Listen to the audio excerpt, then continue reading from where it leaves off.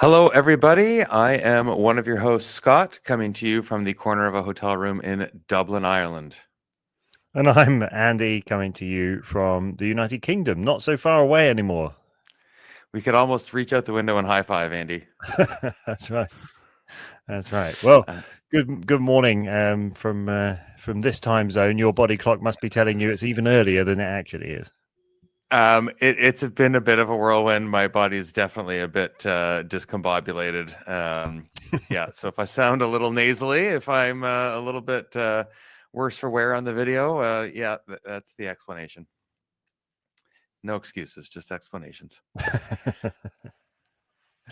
This is the Tea and Timbits podcast. We are going to talk about global perspectives on business development to help you prosper. We're spending the month of April talking about prospecting tactics. We got going with our shared list of just what those tactics are, and then we've scheduled ourselves here to.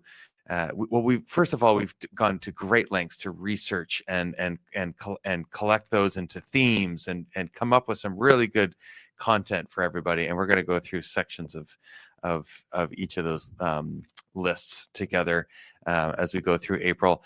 I'll stop rambling, Andy, before we get to this week's collection of tactics. Have you got a story to tell? I do. It's a nice, simple one, but one which will resonate with some companies who are at the early stages of their business, and perhaps some other companies that are well established and have lost track of where they are. So I was with a company recently, and they were a startup, and I say startup. They've been going about 18 months, but they were sort of struggling because they hit this, I suppose, plateau, and they weren't really growing as quickly as they were hoping to. So they asked for a little bit of help and guidance. And one thing that became very obvious very quickly is that they had staffed up significantly on the delivery side of the business, but had only one business development person. And part of the reason why they weren't growing is because they were spending a lot of money each month on people who were sitting around doing nothing, and had one business development person who was trying to do everything. Develop the business, prospect, all that sort of stuff was all on this one person. There was no sales manager or anything like that. This person reported directly to the CEO, who was more of a financial person. And so this person was lost. They were on their own, and they were obviously unable to deliver as per what was required. And the CEO was, of course, spending a lot of money on staff that weren't being used because they didn't have anything to deliver. So it was kind of obvious when you come in from the outside, but I think they done it from the right perspective. It was like, oh well, we're going to grow as a business. It's very important that we're able to deliver this service and that we've got the right people in the right places.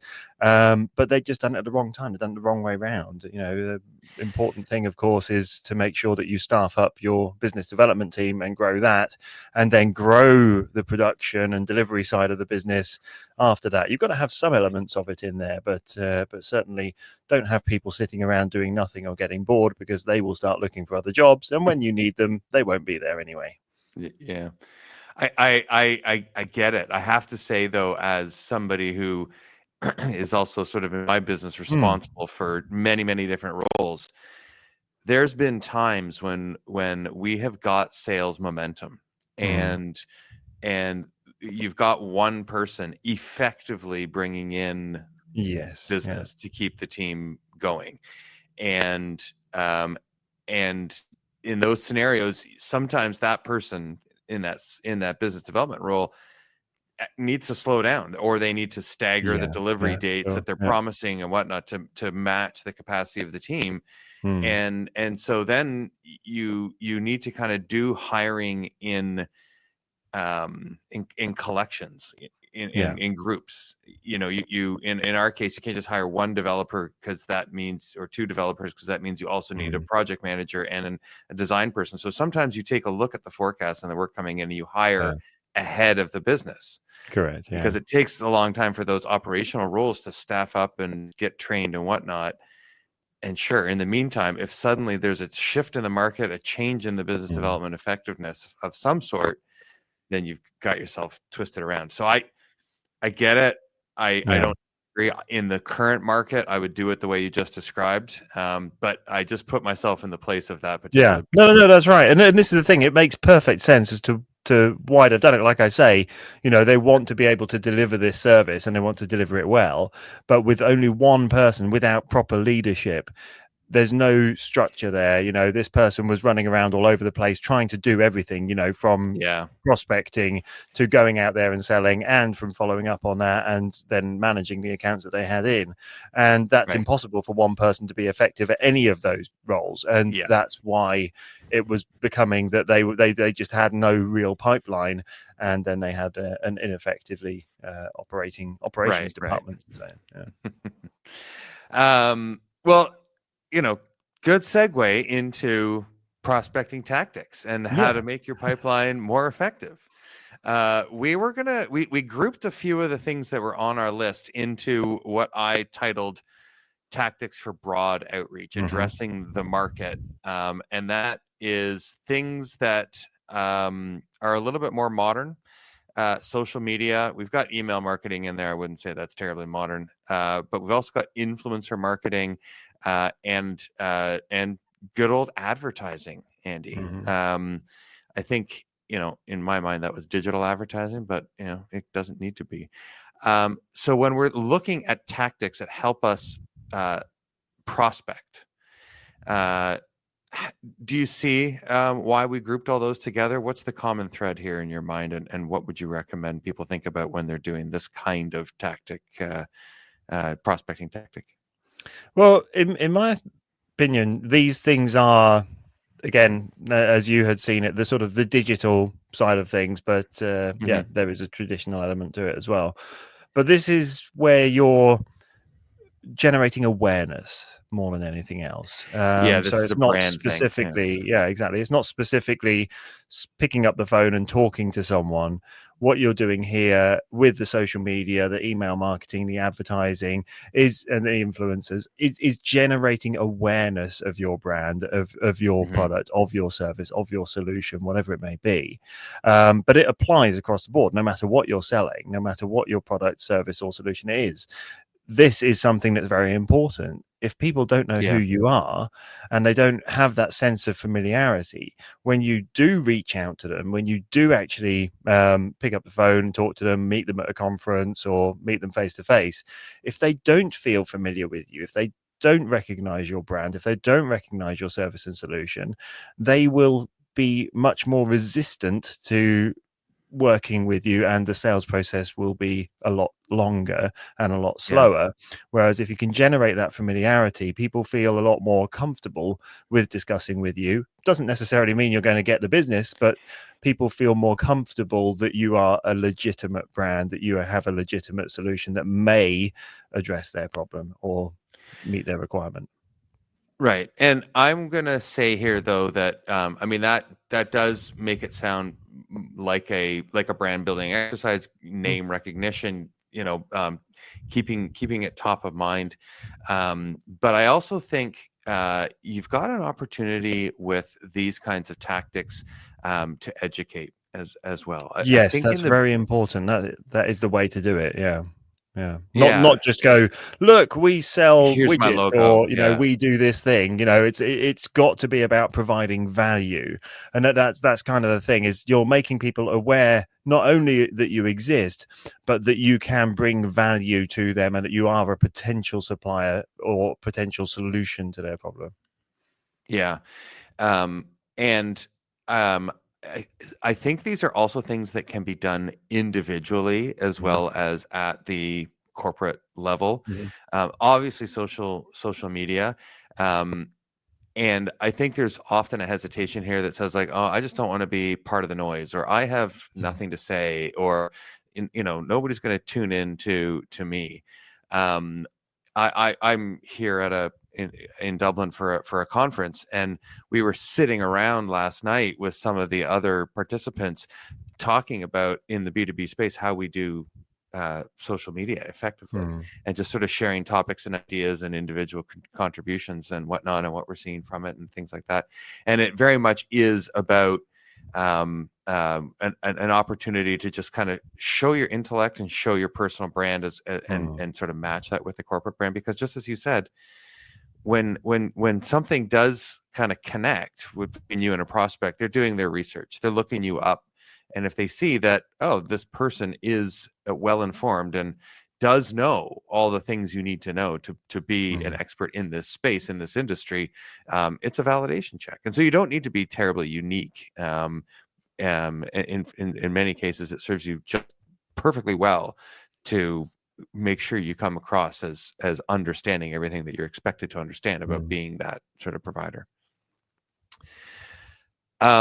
We have influencers on this list. We do. Is that what are your thoughts about influencer marketing, especially in sort of the realm that is more appealing to our audience here in the B2B space? Well, that's right. I think a lot of people avoid the topic of influencers because they believe, or they see it as, these, skimpily dressed young ladies on Instagram, touting whatever product it may be. TikTok, Andy, get with it. It's TikTok. It's not Instagram. Oh, it's TikTok. Sorry. Okay, yeah.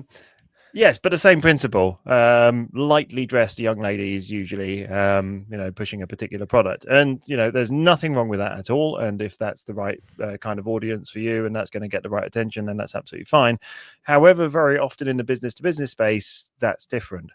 So what you're looking for are people who are already established names, established figures, and established presence in the industry, who are willing to talk openly, not only through exchanges of finances, but also through actual experience firsthand of what it is that you're doing. And yes, it is true that you can pay Richard Branson X number of pounds to talk positively about your product, but people see through that because they know that that's just been a commercial exchange. In the business to business space, people want to feel that there's a genuine, even if there is an element of money transactions taking place, people want to feel that there's a genuine chance that this particular person might have actually used this solution and benefited from it. Otherwise it becomes incredibly disingenuous, and people don't buy into it at all.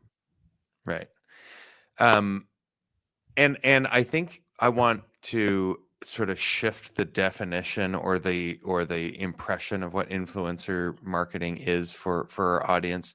I think when a larger corporation is doing this, they're looking for that person that already has an audience that they can through an exchange of value align with that channel. But I think on an individual basis, it's about network amplification. Yes. So it's less about being an like doing quote unquote influencer marketing, but finding other people that already have influence and recognizing that you have that also for your own audience. You have a network of followers, hopefully, if you've gotten into social media and you're not just trying to do this all from ground zero. If that's the case, build up your own audience first. But you can then share networks by collaborating on some content with another person who's probably in your network, but the Venn diagram doesn't overlap that much. And I'll tell you, even in cases where there is a tighter affiliation and a lot of overlap, just hopping on with another person, I guarantee you there's still an audience that you are going to get access to that you didn't have before.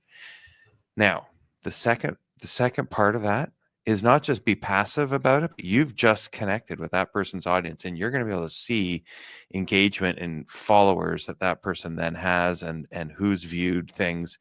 You have to then proactively go and connect with those people that have just entered your orbit and make them part of your own inner circle.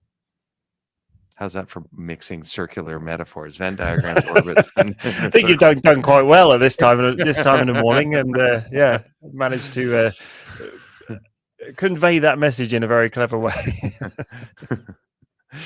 But a question, because one of the one of the things we had on the list is email marketing. Yeah. And I think a lot of people fall in the trap of trying to sell via email. Hmm. And that's not Hmm. what we're talking about here. No, we're talking about prospecting. Yeah. Correct. Yeah. And it's a sales activity, but it's not like we're trying to do the whole transaction through what we say in an email, right? No. But I think that is a big trap that a lot of people fall into. Oh They my feel God, they've yeah. got to share all of the information about their company, about what they do, about the benefits of their product and all that sort of stuff. Yeah. And as you said earlier, it is much more about providing value, about, giving something away for free almost, giving information, insights, guides, and being able to position yourself as that expert in the industry who is able That's to right. educate the audience through the emails, not talking just about your own products and solutions. Right.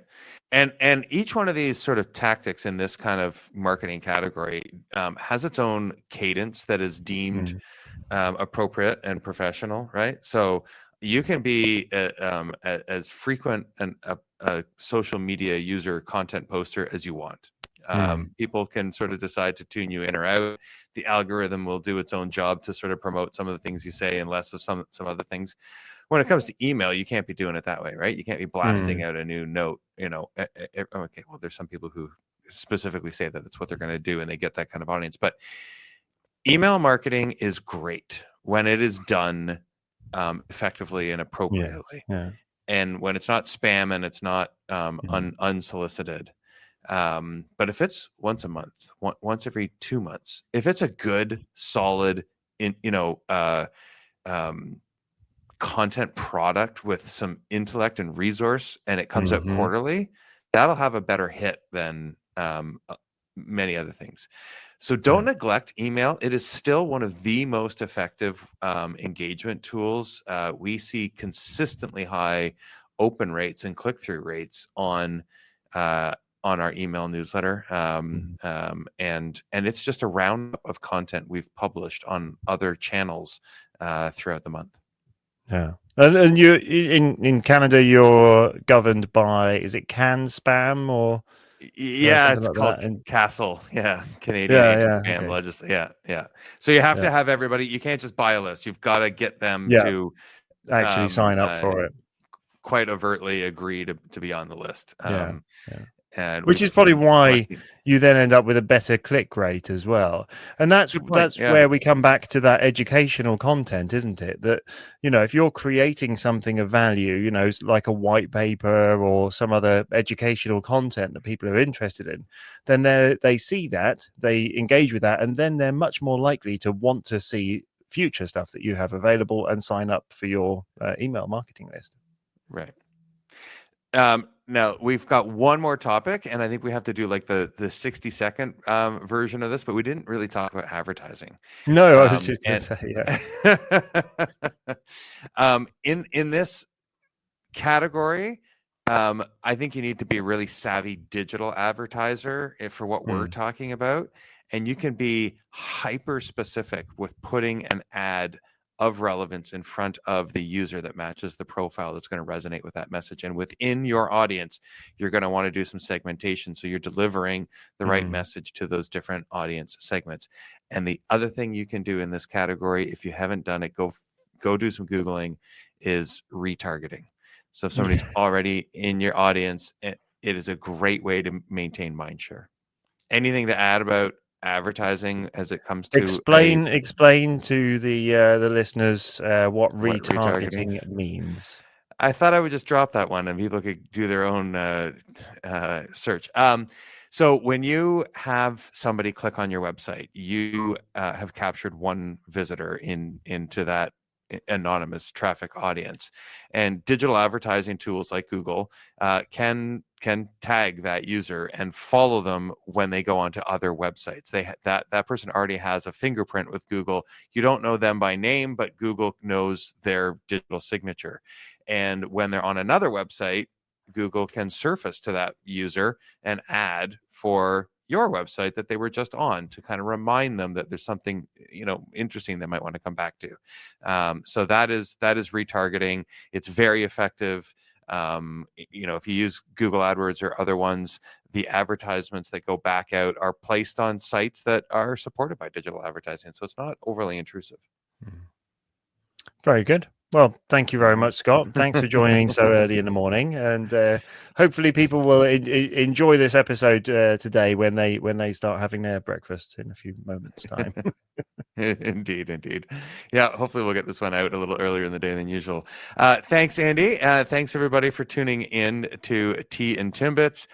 If you want to get in touch or listen to our back episodes, we would love to hear from you. Please do so at teaandtimbits.com. Thanks, Andy. Thank you, Scott.